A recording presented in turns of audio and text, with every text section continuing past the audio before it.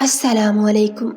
مجھے بچے کی بہت خواہش ہوتی تھی کیونکہ میں ابھی بالکل جوان تھی اور مجھے اپنے میاں سے بہت کچھ چاہیے تھا، لیکن شادی کی رات ہمارے درمیان ایسا کوئی ازدواجی تعلق قائم نہ ہو سکا اور اگلے ہی دن میرا میاں دبئی چلا گیا۔ وہ میرے پاس ایک 16 سالہ ملازم چھوڑ گیا جو بہت اچھا تھا۔ ہمارا گھر بہت بڑا تھا، اسی لیے مجھے اکیلے سونے سے خوف آتا تھا۔ میں نے اپنے 16 سالہ ملازم کو اپنے پاس سلانا شروع کر دیا۔ ابھی کچھ ہی دن گزرے تھے کہ میری حالت خراب رہنے لگی۔ میرا نوکر روز رات کو اپنے ہاتھ سے مجھے کھانا کھلاتا جسے کھا کر میں سکون کی نیند سو جاتی۔ ایک دن اس کے ہاتھ کا کھانا نہ کھایا، پھر آدھی رات کو نوکر نے اٹھ کر میری نائٹی کو، میں نے اپنی زندگی میں بھی نہیں سوچا تھا کہ میرا ملازم ہی میرے ساتھ اس طرح سے کرے گا۔ میں سوچ بھی نہیں سکتی تھی یہ میرے ساتھ کیسے ہو گیا تھا۔ مجھے جلد از جلد اس دلدل سے باہر نکلنا تھا ورنہ میرا بہت نقصان ہو جاتا۔ میں اپنے خوبصورت ملازم کو دیکھ کر کئی بار اپنا دل ہار بیٹھی تھی کیونکہ میرا شوہر تو میری ضروریات کو پورا نہیں کر سکتا تھا اور نہ ہی وہ یہاں موجود تھا، لیکن پھر بھی میں نے اس کی بیوی ہونے کا حق ادا کیا اور اپنے دل اور اپنی نظروں کو قابو میں کیا۔ لیکن میرا ملازم ارحم میرے ساتھ یہ کرے گا، میں تو سوچ بھی نہیں سکتی تھی۔ پچھلے کئی دنوں سے میں اپنے ساتھ اپنے ملازم ارحم کو سلا رہی تھی۔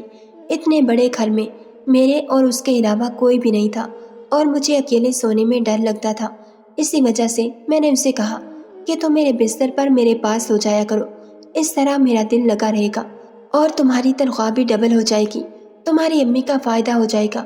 بیچاری پریشان رہتی ہیں، اس کا کمانے والا تمہارے علاوہ کوئی نہیں، ڈبل تنخواہ ہوگی تو وہ بہت زیادہ خوش ہو جائیں گی اور اس گھر میں تمہیں کسی چیز کی کمی نہیں ہونے دوں گی، بلکہ یوں سمجھو کہ تم میرے اپنے ہی ہو۔ لیکن وہ کہتے ہیں نا، کسی کو بچہ کہہ دینے سے کوئی بچہ نہیں بن جاتا، اولاد ہمیشہ اپنی ہوتی ہے جو صرف ماں کے پیٹ سے پیدا ہو۔ ایک ہفتے کے بعد جب مجھے پتا چلا کہ میرا ملازم ارحم ہی میرے ساتھ، یہ دیکھ کر میری روح فنا ہو گئی کیونکہ وہ مسلسل میری طرف گھور رہا تھا۔ میں ابھی شاور لے کر نکلی ہی تھی کہ دروازے پر گھنٹی بجی۔ میرے پوچھنے پر آواز آئی کہ میڈم، میں زکیہ اپنے بیٹے کے ساتھ آئی ہوں۔ میں نے بال کھلے چھوڑے اور جا کر دروازہ کھولا تو باہر وہ عورت اپنے بیٹے کے ساتھ کھڑی تھی۔ اس کا بیٹا مجھے ٹکٹکی باندھے دیکھ رہا تھا۔ اس وقت شاید کوئی بھی میری طرف دیکھتا تو یوں ہی کرتا کیونکہ میرے جسم پر تولیہ بندھا ہوا تھا۔ اس عورت نے کہا کہ میڈم، میں اپنے بیٹے کو کام پر چھوڑنے آئی ہوں۔ مجھے پتا چلا ہے کہ آپ کو اپنے گھر کے کام کاج کے لیے ایک ملازم کی ضرورت ہے، تو اسی لیے میں اپنے بیٹے کو آپ کے پاس چھوڑنا چاہتی ہوں۔ میڈم، یہ میرا بیٹا ہے اور کبھی آپ کو شکایت کا موقع نہیں دے گا، آپ جو کہیں گی ویسا ہی کرے گا۔ وہ عورت یہ بول کر چلی گئی اور اپنے بیٹے کو سختی سے بولی کہ میڈم کا ہر طرح سے خیال رکھنا، اتنے بڑے گھر میں میں اکیلی رہتی تھی، ایسے میں ایک ملازم، وہ بھی 16 سالہ لڑکا، میرے لیے اس سے بڑھ کر اچھی بات کیا ہو سکتی تھی۔ اس لڑکے کا نام ارحم تھا اور وہ کہیں سے بھی نہیں لگتا تھا کہ کسی غریب خاندان سے ہے، مگر وہ کہتے ہیں نا کہ شکل و صورت سے تھوڑا پتہ چلتا ہے کہ اس درخت کا پھل میٹھا ہوگا یا کڑوا جب تک اسے چکھ نہ لیں۔ وہی مثال انسان کی ہے کہ ظاہری حلیے سے کسی کا کچھ پتہ نہیں چلتا۔ کئی ایسے لوگ ہوتے ہیں جو ظاہری طور پر تو غریب لیکن حقیقت میں کافی اچھے بھلے ہوتے ہیں۔ خیر، ارحم کو میں نے گھر کا کام کاج سمجھا دیا اور خود اپنے کمرے میں چلی آئی۔ ایسے ہی وقت گزرنے لگا۔ ارحم مجھے بہت اچھا لگتا تھا، وہ میرے سبھی کام کرتا تھا اور وہ رات کو دیر سے ہی گھر جاتا تھا۔ اس کی تنخواہ میں نے الگ سے لگائی تھی اور میں ارحم کی طرف سے بالکل بے فکر تھی کیونکہ وہ اپنے کام سے کام رکھتا تھا۔ ایک دن میں اپنے کمرے میں کپڑے تبدیل کر رہی تھی کہ اچانک ارحم کمرے میں آ گیا۔ میں اسے اچانک اپنے کمرے میں دیکھ کر چونک گئی کیونکہ اس وقت میں کپڑے تبدیل کر رہی تھی۔ وہ میرے تمام نظارے دیکھتے ہی فوراً باہر چلا گیا۔ جب میں نے کپڑے تبدیل کر لیے تو میں نے اسے آواز دی۔ وہ آتے ہی مجھ سے معافی مانگنے لگا اور اس نے کہا کہ مالکن، مجھے معاف کر دیں، مجھے نہیں پتا تھا کہ آپ کپڑے تبدیل کر رہی ہیں اور آپ نے تو دروازہ بھی بند نہیں کیا تھا، جس کی وجہ سے میں سیدھا کمرے میں چلا آیا۔ اس بات کو 2-3 دن گزر چکے تھے کہ مجھے گھر میں فون کی گھنٹی سنائی دی۔ میرے علاوہ اس گھر میں موبائل ارحم کے پاس ہو سکتا تھا کیونکہ ارحم کے علاوہ گھر میں کوئی بھی نہیں تھا اور وہ موبائل ارحم کا ہی تھا۔ ارحم اپنے کسی دوست سے بات کر رہا تھا میں نے جب اسے بلایا اور کہا کہ تمہارے پاس یہ موبائل کہاں سے آیا تو اس نے کہا کہ میری امی نے لے کر دیا ہے۔ میں نے کہا کہ ابھی تم بہت چھوٹے ہو، تمہاری عمر ہی کیا ہے، تم صرف ابھی 16 سال کے ہو، اس لیے یہ استعمال کرنا اس عمر میں ٹھیک نہیں۔ اس نے کہا کہ مالکن، آج کل تو 12، 14، 11 سال کے بچے کے پاس فون ہے، آپ کس زمانے میں رہ رہی ہیں؟ یہ سب باتیں پہلے ہوتی تھیں، آج کل یہ کون دیکھتا ہے؟ میں اس کی بات سن کر دنگ رہ گئی۔ اوپر سے میرا میاں فہد میری باتوں کا نوٹس نہیں لے رہا تھا۔ اسے جب اپنے حالات کا بتاتی تو آگے سے 2 ٹوک الفاظ کہہ دیتا کہ تم بچی نہیں ہو، آخر کب بڑی ہوگی؟ ساری دنیا کی بیویوں کے شوہر باہر کے ملکوں میں جاتے ہیں، تم دنیا سے الگ تھوڑی ہو۔ آج بھی مجھے گھر میں اکیلے ڈر لگ رہا تھا۔ پچھلے 1 ماہ سے روز مجھے لگتا کہ شاید گھر میں کوئی آتا ہے، کیونکہ جو ہی آدھی رات ہوتی تو مجھے وحشت ہونے لگتی تھی۔ اپنے اسی ڈر کو قابو کرنے کے لیے بہت کچھ کر چکی تھی۔ صبح ہوتے ہی اپنی سہیلی الینا کو گپ شپ کے لیے بلا لیتی، شام کے وقت کالونی میں بنے جم میں چلی جاتی تھی، مگر کوئی افاقہ نہ ہو رہا تھا۔ آج میں نے سوچ لیا تھا کہ میاں کا فون آتے ہی انہیں سب بتا دوں گی کہ اتنے بڑے گھر میں رہنا کتنا مشکل ہے۔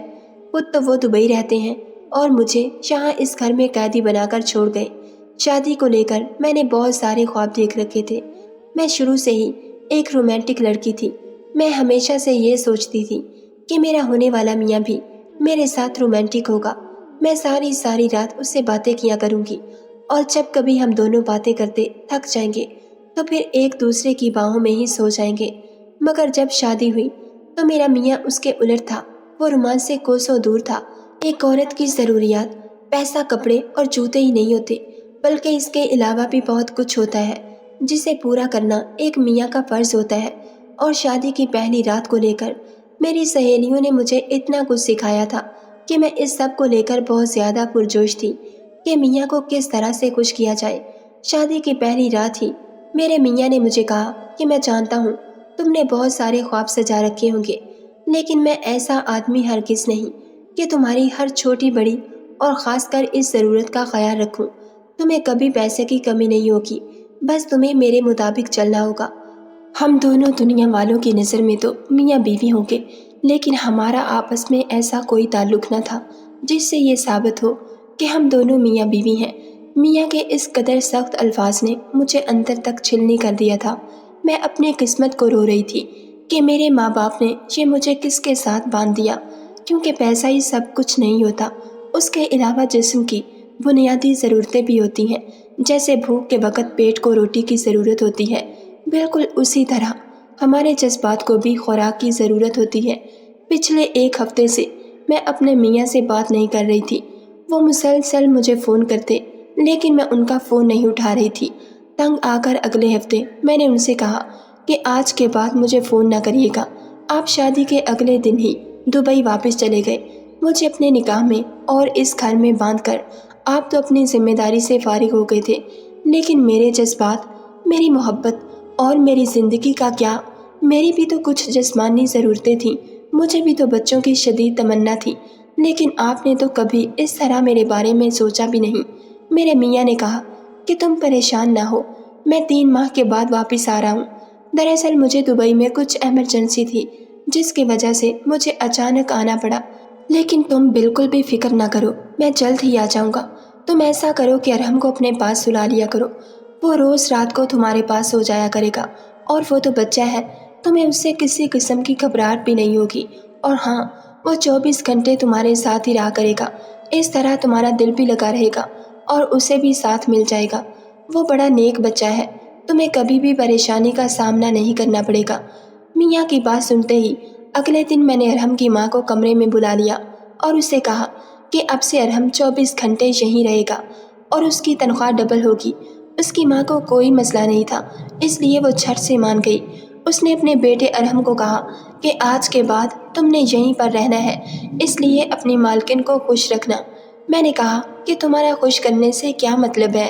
تو اس کی ماں نے کہا کہ مالکن کچھ نہیں، بس میں یہ کہہ رہی تھی کہ وہ آپ کا کہا مانا کرے اور آپ کی کوئی بھی بات نہ ٹالے۔ مجھے ایسا لگا تھا جیسے اس کی ماں کچھ کہتے کہتے چپ ہو گئی تھی۔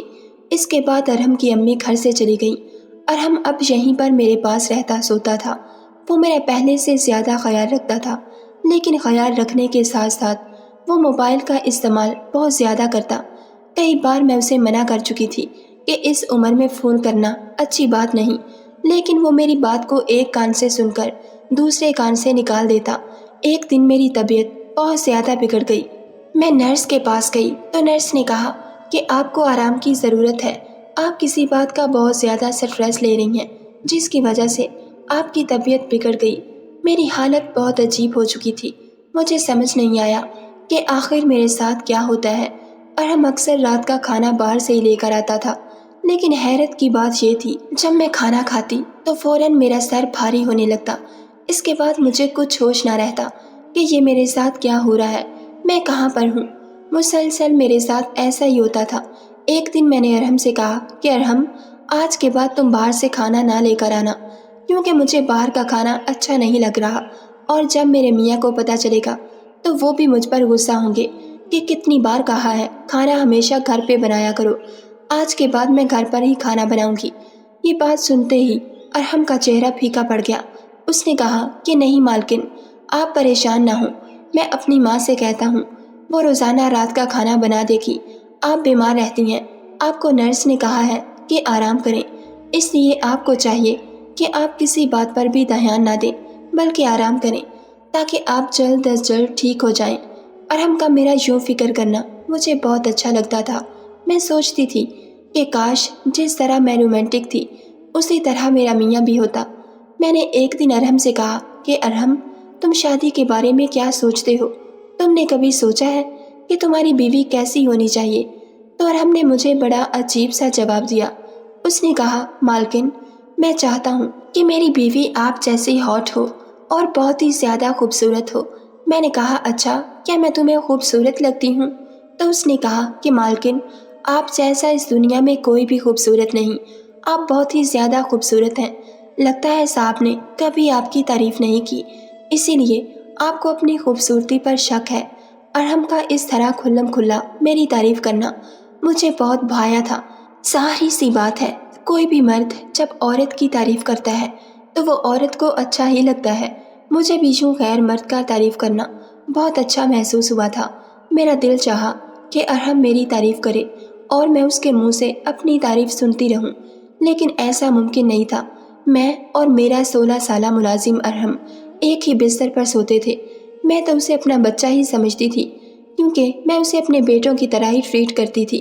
مگر میرے دل میں کئی بار شیطانی خیال آیا جو کہ اچھا نہیں تھا، لیکن میں خود اپنے آپ پر کنٹرول رکھے ہوئے تھی، کیونکہ میرا یہ خوبصورت جسم میرے میاں کی امانت تھا۔ جب بھی ارحم کے چہرے کی طرف دیکھتی تو وہ بہت ہی بھلا محسوس ہوتا تھا، کیونکہ وہ بہت ہی زیادہ خوبصورت لڑکا تھا اور اپنی عمر سے کئی گنا بڑا لگتا تھا۔ لمبا چوڑا، اوپر سے کلین شیو، وہ ایک بھرپور مرد لگتا تھا۔ یہی سوچتے ہوئے جانے کب میں سو گئی، مجھے پتہ ہی نہ چلا۔ جب صبح میری آنکھ کھلی تو میری نائٹی عجیب حالت میں تھی، کیونکہ رات کو میں یہی پہن کر سوتی تھی جبکہ ارحم گھر پر موجود نہیں تھا۔ میں کافی دیر تک اس کا انتظار کرتی رہی، لیکن وہ نہ آیا۔ شام کو جب وہ واپس لوٹا تو میں نے کہا کہ کہاں پر تھے تم سارا دن؟ تم نے بتایا بھی نہیں کہاں گئے تھے۔ کم سے کم تمہارے پاس یہ موبائل تو تھا، مجھے فون ہی کر دیتے کہ آج مجھے کوئی ضروری کام تھا۔ تو میرے 16 سالہ ملازم ارحم نے کہا کہ مالکن، ماں کی طبیعت ٹھیک نہیں تھی، اچانک مجھے وہاں جانا پڑا، اسی لیے میں آج گھر پر موجود نہیں تھا، مجھے معاف کر دیں۔ میں اگلی رات یہی سوچتی رہی کہ کل میرے ساتھ کیا ہوا تھا، کیونکہ مجھے کچھ بہت ہی زیادہ عجیب محسوس ہو رہا تھا۔ یوں لگتا تھا کہ جیسے کل رات کچھ غلط ہوا ہے۔ ارحم بھی سو چکا تھا۔ جب صبح میری آنکھ کھلی تو میں نے ارحم سے کہا، تم رات کو کس ٹائم سوتے ہو؟ تو وہ مجھے کہنے لگا، مالکن، میں تو آپ سے پہلے ہی سو جاتا ہوں۔ میں نے کہا، اچھا ٹھیک ہے، لیکن کل رات 2 بجے جب اچانک میری آنکھ کھلی تھی، اس وقت ارحم جاگ رہا تھا اور مجھے اٹھتے دیکھ کر وہ فوراً سوتا ہوا بن گیا۔ میں یہی سوچتی رہی کہ ارحم نے مجھ سے جھوٹ کیوں بولا، آخر کیا وجہ تھی۔ اب میں نے سوچ لیا تھا جو پچھلے کئی دنوں سے میرے ساتھ ہو رہا تھا، اب میں اس کا پتہ کر کے ہی رہوں گی۔ اگلی رات جلد ہی میں اپنے کمرے میں آ کر سوتی ہوئی بن گئی۔ ارحم تقریباً 12 بجے کمرے میں آیا اور وہ بھی آ کر لیٹ گیا۔ میری نظر ارحم کی ہر حرکت پر تھی۔ لیکن آدھی رات کو میرے ہوش اڑ گئے، میرے قدموں تلے سے زمین نکل گئی جب میں نے سنا کہ ارحم میرے شوہر سے بات کر رہا تھا اور وہ دونوں آپس میں میرے متعلق ہی بات کر رہے تھے۔ ارحم نے کہا، مالک آپ کا کام ہو جائے گا، آپ بالکل بھی فکر نہ کریں، میں مالکن کو یہاں پر بہت زیادہ الجھا کر رکھوں گا، بلکہ میں نے ان کی بہت سی نازیبا تصویریں بھی بنا لی ہیں جن کے ذریعے میں انہیں بلیک میل کروں گا اور انہیں بتاؤں گا کہ وہ اپنے شوہر کو دھوکہ دے رہی ہیں اور اپنے ہی گھر کے ملازم کے ساتھ اپنی ضروریات پوری کر رہی ہیں۔ اس طرح وہ کبھی بھی آپ سے یہ نہیں کہیں گی کہ آپ جلد از جلد واپس آ جائیں، کیونکہ ان کو خود سے دھوکے کی بو آئے گی۔ اور ویسے مالک آپ کی بیوی ہے بہت خوبصورت، مگر کم وقت مجھے وہ اپنا بیٹا مانتی ہے، ورنہ بہتی گنگا میں ایک آدھ بار میں بھی ہاتھ دھو لیتا۔ یہ سنتے ہی میری آنکھوں میں آنسو آ گئے تھے، سوچ بھی نہیں سکتی تھی کہ میرا میاں اس قدر گھٹیا حرکت کرے گا۔ مزید اگلے دن مجھے محلے کی عورت سے معلوم ہوا کہ میرے میاں نے باہر ایک گوری سے شادی کر رکھی ہے۔ اس نے بتایا کہ میرے میاں نے کبھی مجھ میں دلچسپی ہی ظاہر نہیں کی تھی، وہ فون بھی مجھے اپنی ماں کے ڈر سے کرتا تھا۔ جس عورت نے مجھے سب بتایا وہ میری ساس کی سہیلی تھی۔ اگلے دن ہی میں نے اپنے ملازم ارحم کی چھٹی کروائی، کیونکہ وہ میرے لیے ایک نوکر سے بڑھ کر ایک نامحرم تھا جس کا خیال میں نے کبھی نہیں کیا تھا۔ میں تو اسے بچہ سمجھتی تھی، لیکن وہ بچہ نہیں تھا، کیونکہ مجھے پتا چل چکا تھا کہ موقع ملتے ہی مجھ سے اپنا مطلب نکال سکتا ہے۔ میری تمام ناظرین سے یہی گزارش ہے کہ اپنی بیٹیوں کے رشتے کرتے وقت ان کا سسرال اچھے سے چھان لیں، تاکہ میری طرح کل کو آپ کی بیٹی کی عزت داؤ پر نہ لگ جائے، اور نہ کل کو آپ کی بیٹی کسی نامحرم کا سہارا لے کر خود کو برباد کر بیٹھے۔ ناظرین، اگر آپ کو ہماری ویڈیو پسند آئی ہے تو لائک اور شیئر ضرور کیجیے، اور ایسی مزید ویڈیوز دیکھنے کے لیے ہمارے چینل کو سبسکرائب کر لیجیے۔